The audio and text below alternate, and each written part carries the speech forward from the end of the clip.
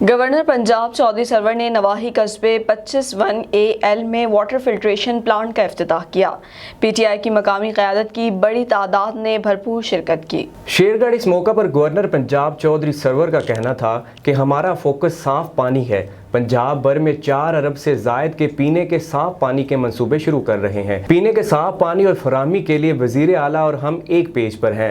حکومت مہنگائی کو کنٹرول کرنے کے لیے ہنگامی بنیادوں پر کام کر رہی ہے۔ کورونا وائرس اس وقت پوری دنیا کا مسئلہ ہے۔ حکومت کی بہترین پالیسیوں کی وجہ سے پاکستان سب سے کم متاثر ہوا ہے۔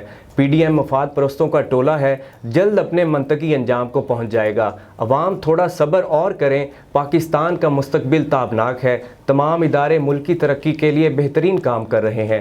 مریم نواز اور مولانا فضل الرحمان ذاتی مفادات کی جنگ لڑ رہے ہیں۔ افسوس ہے کہ یہ لوگ ایک بھی ایسا اسپتال نہیں بنا سکے جہاں پر ان کا اپنا علاج تو ہو سکے۔ اس کے جب میں نے سی او سے ایک دن مجھے ملا تو اس نے مجھے بتایا کہ 1 لاکھ بچہ وہاں پر ہر سال گندا پانی پینے کی وجہ سے ہسپتال میں آتا ہے۔ اور پھر جب میں نے ڈاکٹر سے بات کی، مجھے بتایا گیا کہ 50% سے زیادہ لوگ جو ڈیزیزز میں ہسپتالوں میں آتے ہیں، بیماریاں لاحق ہوتی ہیں، وہ گندا پانی پیتے ہیں۔